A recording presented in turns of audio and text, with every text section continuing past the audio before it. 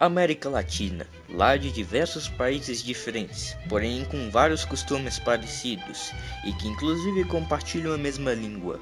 Mas aí entra a dúvida, o porquê o Brasil é o único país da América Latina que fala o português e por que os nossos camaradas da América Latina também não são apenas um país? E se isso acontecesse, como seria esse país? Então é isso que iremos ver nesse vídeo de hoje.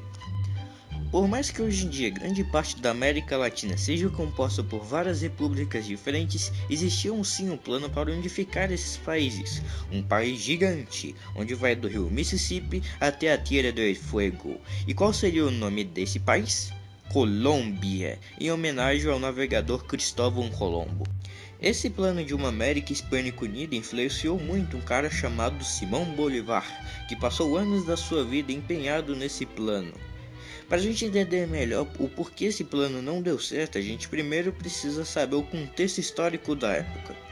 Antes das independências e das guerras napoleônicas, a América Hispânica era um lugar cheio de vices-reinados que pertenciam à Espanha, e continuou assim até 1808, onde Napoleão Bonaparte derrubou o rei Carlos IV e colocou em seu lugar o seu irmão. Isso acabou tirando a influência da Espanha sobre suas colônias, dando espaço para várias independências. Porém, em 1815 a monarquia espanhola volta, e com eles de volta eles tentam recuperar suas colônias.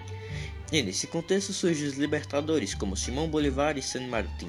Simão Bolívar era bem influenciado pelas ideias iluministas, inclusive ele era bem fã de Napoleão, ele até viu a sua coroação de perto como imperador da França em 1807.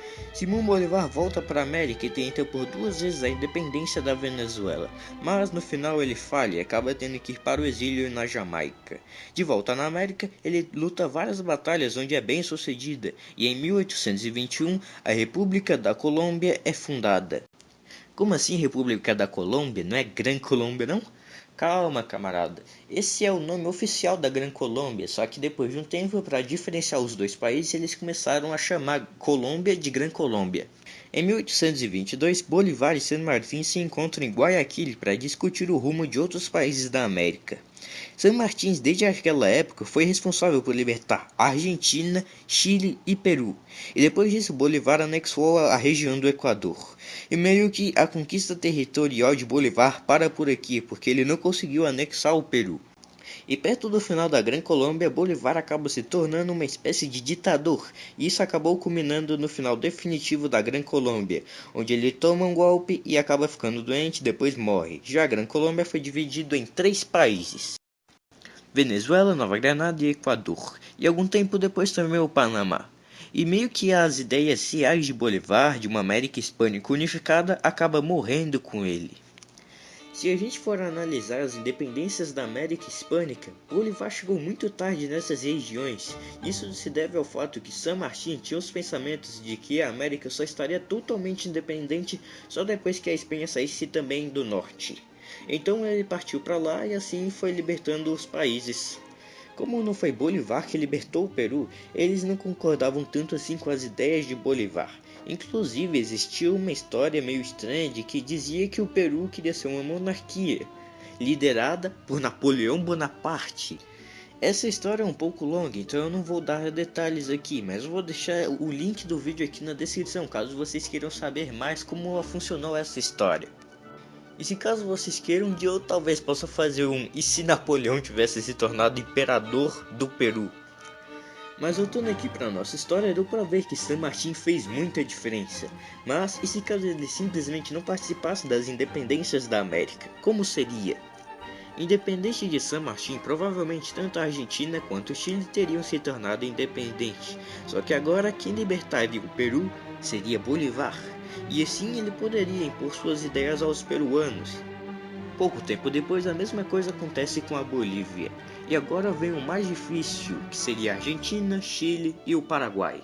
Obviamente, Bolívar não conseguiria anexar esses territórios usando a força. Se isso acontecesse, esse novo país não duraria nem 10 anos. Para esse país durar bastante, esses países teriam que entrar por livre e espontânea vontade, através de várias conferências, até ambos chegarem a um acordo. Dificilmente eles se unificariam se caso eles não fossem uma federação, assim como os Estados Unidos. Só tem um problema: Bolívar era bem contra o federalismo, então para ajudar no processo, Francisco de Paula Santander teria que ter muita influência nisso para garantir que Bolívar não instaurasse uma ditadura. Após a anexação desses países, eles provavelmente parariam por aqui, porque se caso Bolívar quisesse expandir para o norte, outros países interviriam. Bem, e como seriam as relações da Colômbia com o Brasil, os Estados Unidos, a Inglaterra? Bem, muita gente diz que o Brasil e a Colômbia uma hora ou outra acabariam entrando em um conflito, mas eu acho diferente. Dificilmente eles entrariam em uma guerra um com o outro, porque os dois não tinham recurso para isso. Pensa, depois de Bolívar ter libertado quase toda a América, você acha mesmo que ele teria dinheiro suficiente para entrar em uma guerra com o segundo maior país da América? É bem provável que tanto a Colômbia quanto o Brasil tentassem semear discórdia em ambos países, mas dificilmente um conflito aconteceria entre os dois. Em 1830, Simão Bolívar morre e Francisco de Paula Santander assume em seu lugar.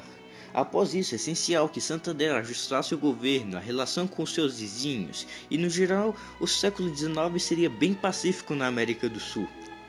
E é bem provável que conflitos como a Guerra do Pacífico, do Paraguai e da Cisplatina não teriam acontecido. É bem provável que durante o século XIX vários movimentos de independência teriam acontecido na Colômbia, mas, com sorte, ele teria sobrevivido sem muitas revoluções. No Brasil as coisas também seriam bem diferentes, já que se a gente for analisar foi por causa da Guerra da Cisplatina que Dom Pedro I abdicou do trono, e foi por causa da Guerra do Paraguai que o exército ganhou mais influência, até que uma hora ele derrubou a monarquia e instaurou a sua própria república. E sem esses acontecimentos podemos observar um Brasil no século XIX e XX bem diferente. Avançando um pouco no tempo, a gente chega no momento em que os Estados Unidos estavam querendo construir um canal no Panamá, ligando o Oceano Pacífico e o Atlântico. Na nossa realidade, os Estados Unidos implantou a discórdia na Colômbia e fez o Panamá ficar independente, e em troca os caras pediram um canal do Panamá por quase um século. E bem, o que aconteceria com o canal do Panamá nessa realidade? Há 3 caminhos que a gente pode seguir para acabar com os problemas no canal do Panamá. Os Estados Unidos tentariam tomar a força, que seria bem ruim, porque isso geraria bastante confusão para o lado dos Estados Unidos. A segunda opção seria com os Estados Unidos e os colombianos fazendo um acordo entre eles, onde todos concordam em dividir o canal do Panamá. O terceiro é movendo o plano de um canal para Nicarágua. Para quem não sabe, existia 2 planos para um canal cruzando o Oceano Pacífico e o Atlântico, um na Nicarágua e o outro no Panamá. Como na Nicarágua não era tão seguro, eles preferiam fazer o canal no Panamá. Qualquer um dos caminhos resolveria o problema no Panamá, então fica na sua escolha. Depois disso, tudo continuaria igual e a próxima mudança seria na Guerra Fria, onde a Colômbia, sendo um dos maiores países da América, provavelmente teria um papel bem importante na Guerra Fria. A Colômbia não era um país bem decidido, e de qualquer lado que eles escolhessem iria gerar bastante confusão.